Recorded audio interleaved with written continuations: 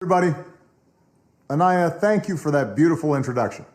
I could not be prouder of everything you've done in your time with the Obama Foundation.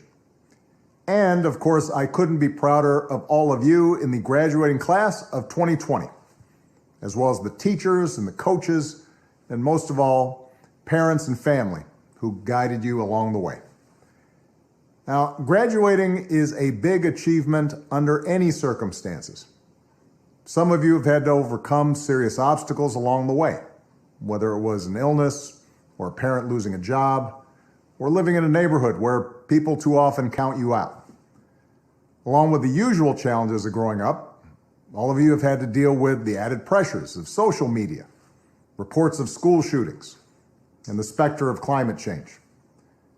And then, just as you're about to celebrate having made it through, just as you've been looking forward to proms and senior nights, graduation ceremonies, and let's face it, a whole bunch of parties, the world is turned upside down by a global pandemic.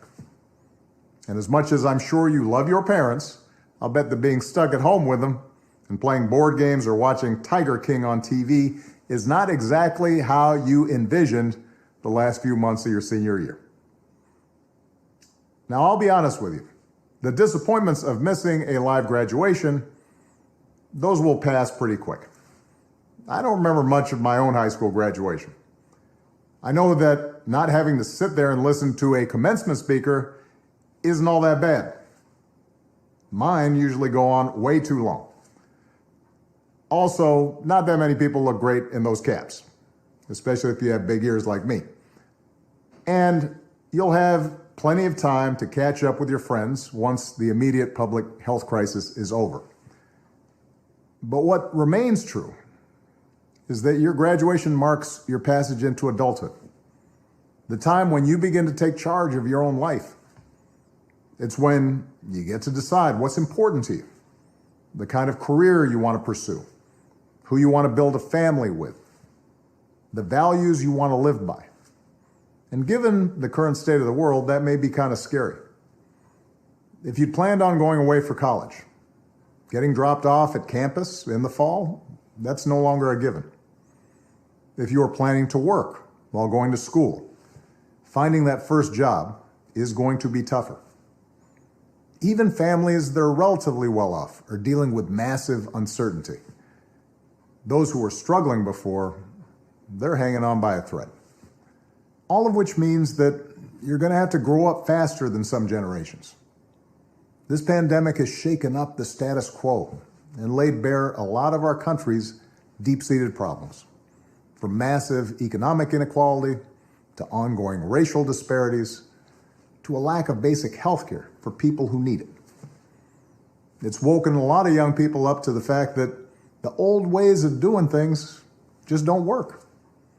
That it doesn't matter how much money you make if everyone around you is hungry and sick, and that our society and our democracy only work when we think not just about ourselves, but about each other. It's also pulled the curtain back on another hard truth, something that we all have to eventually accept once our childhood comes to an end. You know, all those adults that you used to think were in charge and knew what they were doing, turns out they don't have all the answers. A lot of them aren't even asking the right questions. So if the world's going to get better, it's going to be up to you. That realization may be kind of intimidating, but I hope it's also inspiring. With all the challenges this country faces right now, nobody can tell you, no, you're too young to understand, or this is how it's always been done. Because with so much uncertainty, with everything suddenly up for grabs, this is your generation's world to shape. Since I'm one of the old guys, I won't tell you what to do with this power that rests in your hands, but I'll leave you with 3 quick pieces of advice. First, don't be afraid.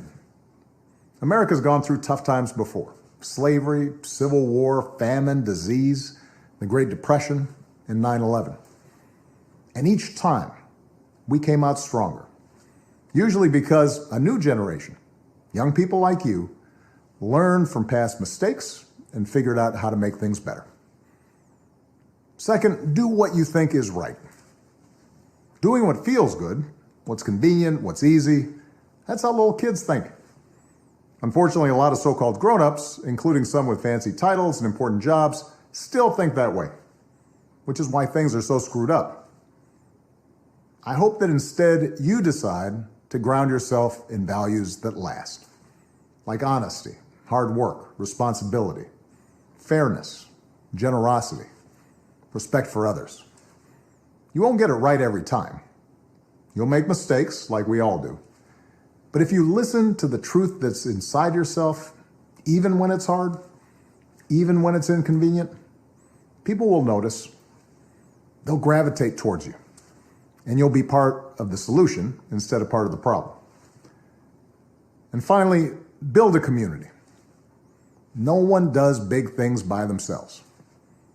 Right now, when people are scared, it's easy to be cynical and say, let me just look out for myself, or my family, or people who look or think or pray like me.